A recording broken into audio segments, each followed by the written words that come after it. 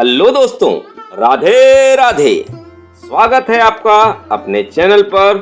कैसे हैं आप?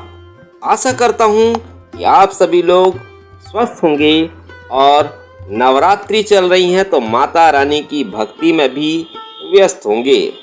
तो चलते हैं दोस्तों आज की नई कहानी पर। बूढ़ा भिखारी और महाराज कृष्णदेव राय की उदारता। तेनालीराम की कहानी। सर्दियों का मौसम था।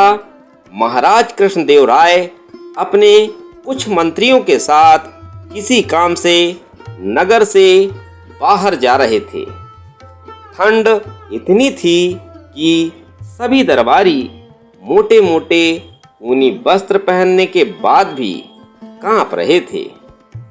चलते चलते राजा की दृष्टि एक बूढ़े भिखारी पर पड़ी, जो हाथ में कटोरा लिए इस कड़कड़ाती ठंड में भी एक पत्थर पर बैठकर कांप रहा था। भिखारी की ऐसी स्थिति देखकर महाराज से रहा न गया। रथ रुकवाकर महाराज पहुंच गए उस स्थान पर जहां वह बूढ़ा भिखारी भीख मांग रहा था। कुछ देर तक राजा कृष्णदेव राय भिखारी को देखते रहे और फिर अपना कीमती शाल उतारकर उस भिखारी को ओढ़ा दिया। महाराज की ऐसी उदारता देख सभी दरबारी व आसपास के लोग राजा की प्रशंसा करते हुए जय जयकार करने लगे। जब सब लोग महाराज की प्रशंसा करने लगे तो तब केवल तेनालीराम ही ऐसा व्यक्ति था जो चुप खड़ा हुआ था। तेनालीराम को चुप देख राजपुरोहित को बोलने का अवसर मिल गया। वह तपाक से बोला, क्या बात है तेनालीरामन, यहाँ सभी महाराज के इस कार्य की प्रशंसा कर रहे हैं, केवल तुम ही चुप हो। क्या तुम्हें महाराज की उदारता पर कोई संदेह है? तेनाली फिर भी चुप रहा। अब महाराज को भी तेनाली की चुप्पी खलने लगी। वह वहीं से वापस राजमहल लौट चले। पूरे रास्ते राजपुरोहित तेनालीराम के विरुद्ध महाराज कृष्णदेव राय को भड़काता रहा। अगले दिन जब दरबार लगा तो सबसे पहले दरबार में महाराज ने तेनालीराम को संबोधित करते हुए पूछा, लगता है तुम्हें स्वयं पर अधिक घमंड हो गया है, तभी कल तुम चुपचाप खड़े थे। महाराज के पूछने पर भी तेनालीराम कुछ नहीं बोले। अब तो महाराज तिलमिला उठे और तेनालीराम को 1 वर्ष के लिए देश निकाले की सजा दे डाली। सजा सुनाते हुए महाराज ने कहा, तुम अभी विजयनगर छोड़कर चले जाओ और जाते समय अन्य सभी कुछ यहीं छोड़कर केवल एक वस्तु अपने साथ लेकर जा सकते हो। बताओ तुम क्या ले जाना चाहते हो? तेनालीरामन मुस्कुराते हुए बोले, महाराज आपका दिया दंड भी मेरे लिए पुरस्कार के समान है, लेकिन आपकी आज्ञा है तो अपने साथ वह शाल ले जाना चाहता हूँ जो कल आपने उस बूढ़े भिखारी को दिया था। तेनालीराम की बात सुनकर दरबार में उपस्थित सभी दरबारी और महाराज सन्न रह गए। भला दिया गया शाल वापस कैसे मांगा जाए?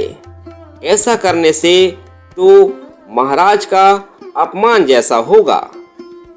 अब क्योंकि शाल का मामला दंड से जुड़ चुका था, इसलिए महाराज ने आदेश दिया कि उस बूढ़े भिखारी को शाल सहित दरबार में उपस्थित किया जाए। आदेश का पालन करते हुए सैनिक कुछ ही देर में बूढ़े भिखारी को दरबार में लेकर आ गए। राजा कृष्णदेव राय ने उस भिखारी से कहा, कल जो साल हमने तुम्हें दिया था वह हमें वापस कर दो। बदले में हम तुम्हें अन्य बहुमूल्य वस्त्र और साल देंगे। राजा की बात सुनकर भिखारी घबरा गया और इधर उधर बगले झांकने लगा। सैनिकों के जोर देकर पूछने पर उसने कहा, महाराज, वह साल बेचकर तो मैंने रोटी खा ली। बूढ़े भिखारी के मुंह से यह बात सुनकर महाराज कृष्णदेव क्रोध से भर गए, परंतु बात उनके सम्मान की थी, इसलिए उन्होंने भिखारी को आगे कुछ न कहते हुए दरबार से चले जाने का आदेश दिया। अब वे तेनाली की ओर देखते हुए बोले, हमें सीधे सीधे जवाब दो, कल तुम चुप क्यों थे? क्या कल तुम्हें हमारा कार्य पसंद नहीं आया?